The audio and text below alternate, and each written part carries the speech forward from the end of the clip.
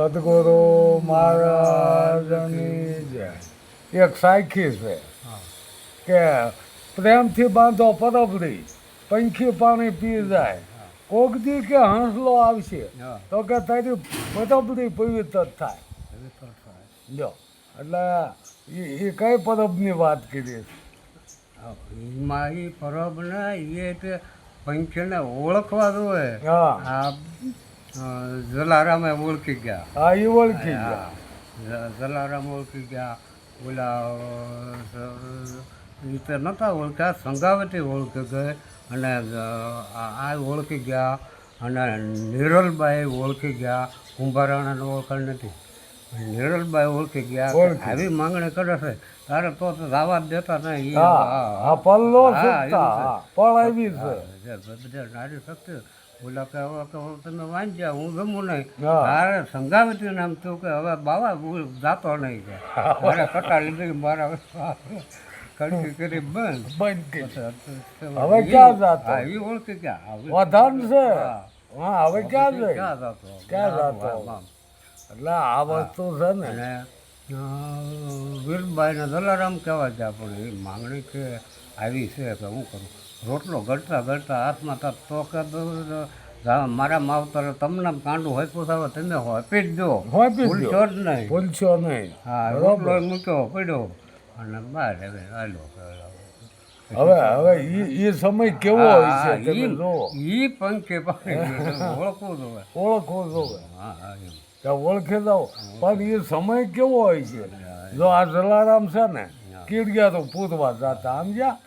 એમાં ભોજા ભગત આવેલા વીરપુરમાં તો વાત નીકળે કે અમારે અહીંયા જલો ભગત છે કે હે કે હા કે શું કરે કે દરરોજ કે કીડગ્યા તો પૂતવા જાય કે એમ કે હા તો કે બોલાવવાનું.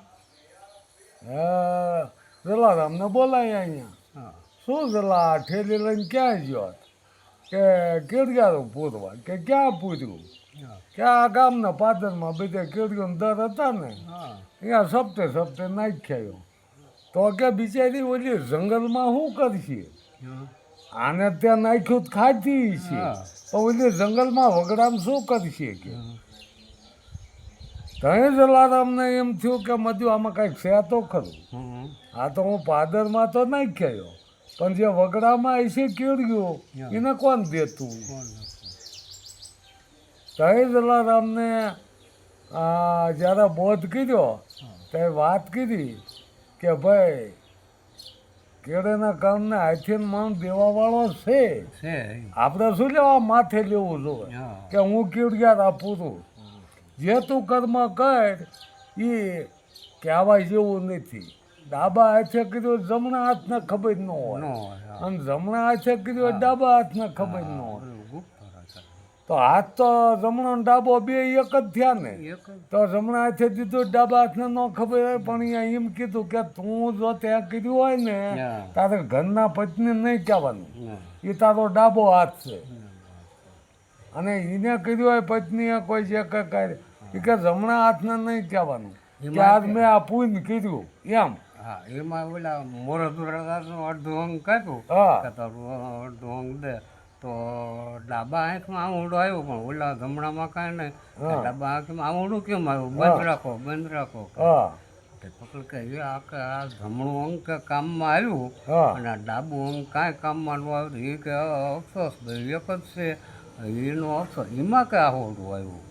એમાં તો એમ થયું એમાં શું થયું હતું કે તારું ડાબું અંગ દે મને સેવા ડાબું માગ્યું એટલે એને એમ કીધું કે જમણું સેવા ન કરે.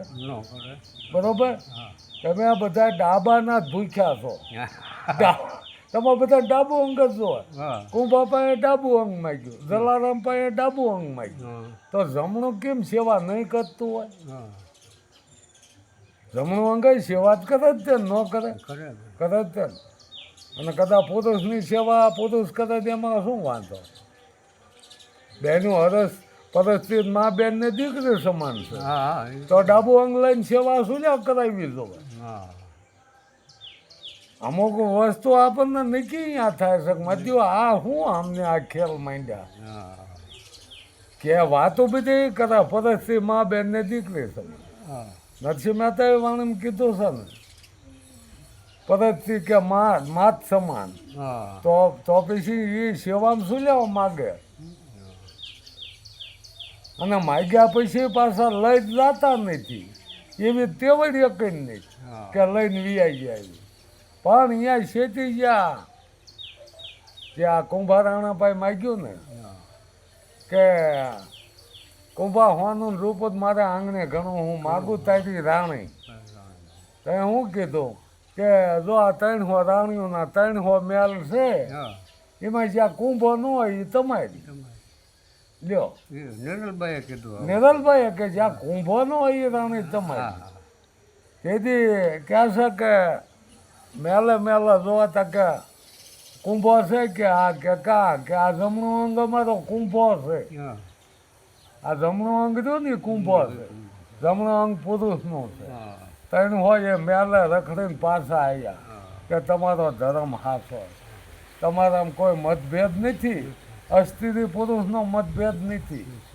એ ડાબુ ને જમણું બેય ને હોય અસ્ત્રી નહીં હોય ને પુરુષ નહીં હોય હા એટલે તમારે કોઈ અસ્ત્રી પુરુષ જેવું હવે રહ્યું નથી હા એટલે જ કીધું ને ત્યાં મળે નહીં નરકે નાય નહીં થયો રણકાર હા. નંદર લેર્યું ત્યાં નર નારી નથી શું કે હાથમાંની ઓળખ હાથમાં કોઈ નર હાથમાંની નથી ઓળખ. કે નારી નથી હાથમાં કોઈ નર નથી નારી નહીં બરોબર ને તો અહીંયા હાથમાંની ઓળખાણ થાય હવે આ તો અત્યારે ભલા માણસો બધું જેમ ફાવે એમ હાંકવું હા પોતાના ફાવે એમ હાંકવાનું જ્ઞાન એવું નથી જ્ઞાન તો પૂરી મર્યાદામાં કે મર્યાદા લોપે ને એના જ્ઞાન કીધું પણ જ્યાં આવે ત્યાં છે ને આ જો તમે વાત આપણે લાવીએ ને હા તો અમુક ઉપદેશ દેતા ને તો કે બે આવો તો દેવાય એટલે ભાઈ બે ન હોય તો ક્યાંય લાવવું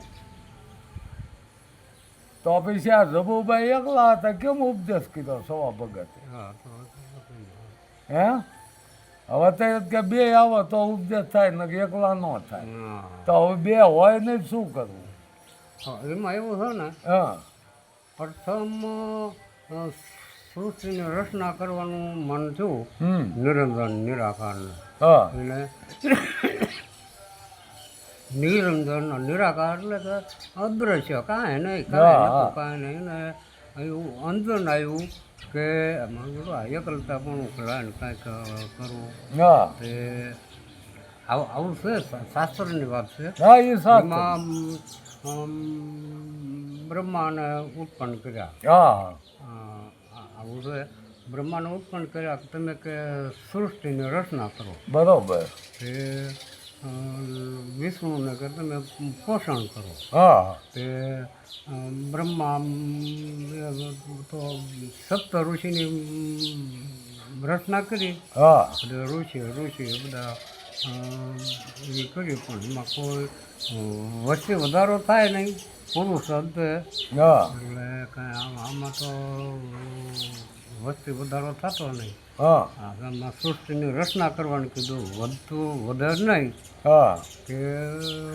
ઘટે નહીં હા તો પછી તપસ્યા કરવા બેસી હા બ્રહ્માજી અને ભોળાનાથ પાછા નિરંજન પ્રસન્ન થયા કે પણ શું કે આમ છે કે તો એ જન્મ મરણની સૃષ્ટિ પેદા કરી દો તો એમાં શક્તિ જોવે શક્તિ એમાં શિવના શક્તિનો ફોટામાં બતાવે છે અડધું અંગ શક્તિનું અડધું શિવનું હા હા એમાંથી જુદી પાડી હા જુદી પાડીને બ્રહ્માને અને વિષ્ણુને અને ભોળાનાથ ત્રણે હસ્તનું સર્જન કર્યું ને એ બાજુ સંસારની સ્થાપના કરી હા. એમાંથી આ બધો સંસાર ઉત્પન્ન થયો ઉત્પન્ન થયું. મૂળ એમાં આ બેમાં આ ડાબું ડાબું જમણું. સ્ત્રીનું ને આ હા. જમણું એ કહેવાય પુરુષનું. એક જ એમાં સૃષ્ટિની રચના કરી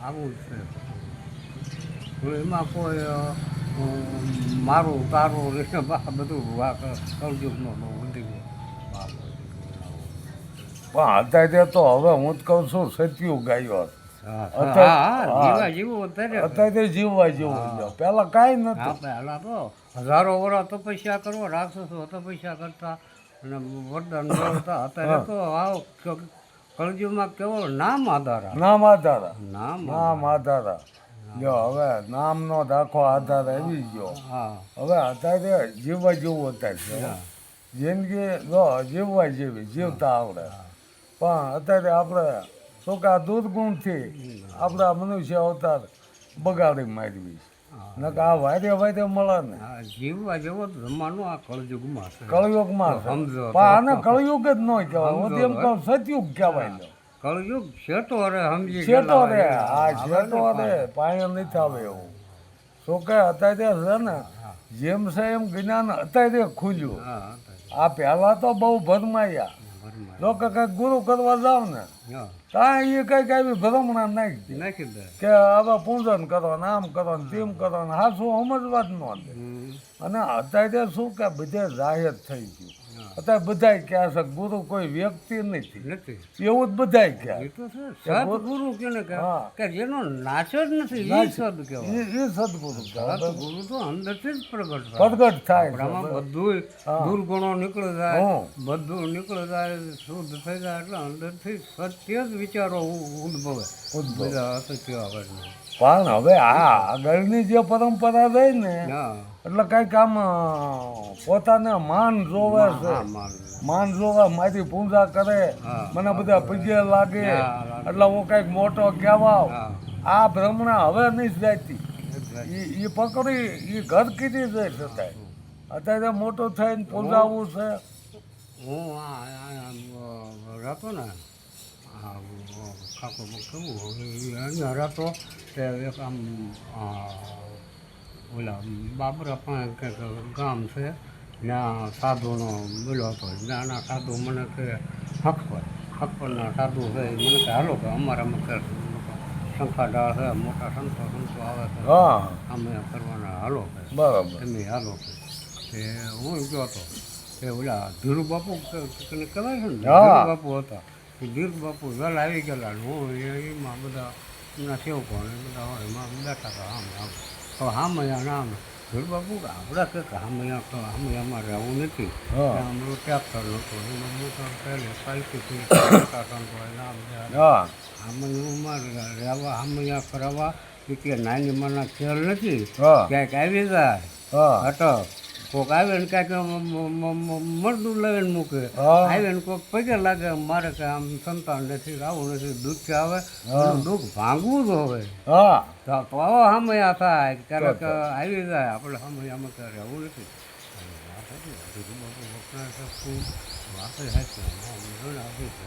અને ભલે એ કરીએ દે વસન આપી દે એટલે થઈ જાય પણ એનું ભજન ઘટી જાય એનું જે કરેલું ભજન ઘટે ખરું આવું થાય એટલે અમે એ ધરવા પછી પછી ટ્રેક્ટરમાં આમ બેઠા આમાં ન હતા મોટા સંતળાને ટ્રેક્ટરમાં હું બેઠા હામ્યા થઈ ગયા એટલે હામૈયા કરવા આ બધા એ હામૈયા કે નાની નાની વાત નથી ક્યાંક અટક આવી જાય તો એ પછી પાછું હટાય નહીં કૃષ્ણો પાછો હતા હટાય આ મૂળ દાસ થાય ને ઓલા બધા જામનગરના જામ થાય બે કંઠી તોડી નાખીને આમ ને ત્યાં ગયા કે હવે આ તો સમજે મોટો રાજા છે એ તો સમજે કંઈ એને ત્યાં ગયા હતા મોટા સાધુ સંતો સામ્યના લાગેલા અને મોટો મંડપ કરેલો ત્યાં જાતા તે કંઈક રસ્તા મીંદડી પડી છે નાખી જોડેમાં બસો એને આટા મારતા છે ને ગયા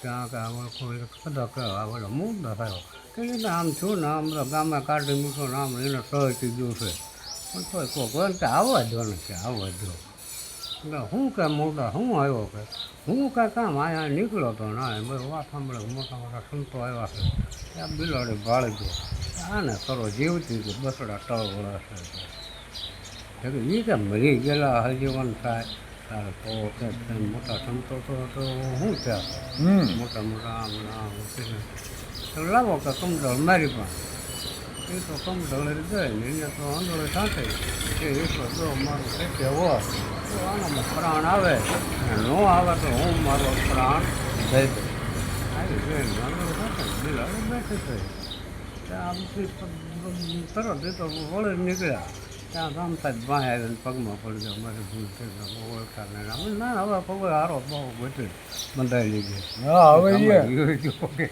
એમને પાસે કંઠે બંધાઈ લે સમજ્યા હા કાંઈ એવા એ વાત શું હતી બરોબર એ જો આપણે સમજણની રીતે લ્યો ને તો જો એ માનો ને વિધવા બાઈ હતી વિધવા બાઈ હતી ને પેટમાં બાળક હતું એટલે હવે નામ દેવાય એવું નહોતું નામ એનું દેવાય એવું નહોતું તો તરત મારી નાખે એટલે એમ કે એના હાથે મરવું આપણે જાતે મરી જવું સમજ્યા એટલે જ્યાં કૂવા પડવા જતા ને ભાઈ ત્યાં નજર આમની હોય છે મૂળદાસની એમાં આ ભાઈ કૂવા બાજુ દોડી જાય એટલે આમને દોઢ દીધી અમે બાવડું જઈ દીધું શું બેટા બોલ શું દુઃખ છે તારે કે બાપુ મને મરવા દો કે પણ શહેર શું તું મને વાત કરી તો એનો ખુલાસો નિકાલ આવે કે ભાઈ આ મારે ભૂલ થઈ ગઈ છે ને આ રીતે હવે નામ દેવાય એવું નહીં તો કે બટા નામ મારું દીજે બરોબર તો જીવા દીજે મારું નામ દઈ દીજે તમતા બરોબર ને કે બાળક મૂળદાસનું અને હાલ બટા મારા આશ્રમમાં હાલ આમ બે જીવને નો આપઘાતમાં લઈ જવાય એટલે એ લાયા આશ્રમે દીકરું બાળક જ જન્મું એટલે મૂળદાસ તો હિંચકો નાખે આ કોઈ આશ્રમનું કામ કરે પણ ગામ રે નહીં કીધું કે રામને નહીં હંખે જીવવા દીધા એ આ ભગતને જીવવા દે રામ તો રાજા હતા છતાં એને આ પબ્લિકે હંખે જીવવા નથી દીધા ધોબી બોલ્યો ધૂતારો ઓલ્યો બોલીને હકત ન આવવા દીધો એટલે એમ આ મૂળદાસ માથે એક કે બીજાને વાત કરી બીજા ત્રીજાને કે ભગતને અહીંયા આશ્રમમાં કે એક બાઈ છે ને ભગત છોકરાને હિંચકાવે કે શું વાત છે બીજો જો ને ત્રીજો જો ને એ તો આશ્રમમાં હાથે જે સત્સંગમાં આવતા એ બધું બંધ અને વાત વહી જાય ઠેર રાજા પાય એટલે હવે એ વાત જાય એટલે કે આમ છે કે આ આમ આપણે ભ્રષ્ટ કરે છે આ આશ્રમમાં આવા ધંધા કરે કામ લીલાયું કરે છે ને રોજ ખરા તે નજરે પછી ઓર્ડર આવ્યો રાજાનો હુકમ કોને ઉથાપી હતો હુકમ આવ્યો કે ભાઈ એને માથે મૂંડો કરી અને અવળા મોઢે ગધાડે બેહારો ખાવડાનો હાથ પહેરાવો ખાવડાનો હાથ પહેરાવો અને ગામમાં બધે ફેરો એટલે આ પબ્લિકને ખબર પડે કે આવા ધંધા ન કરાય મૂળદાસને તો ફેરવા પથ્થર મારો કર્યો ત્યારે બાકી રહ્યું તે અને તો એ સન જ્યારે બે ભાન થઈ ગયા ત્યારે ક્યાં છે કે આશ્રમે નાખી દીધા પણ એ દીકરીએ બિચારી એના અધિકારી કરીને બેઠા કર્યા અને પણ રામનગર છે રામ સાહેબને ખબર પડે છે કે મારું મૂળદાસ આવી કરી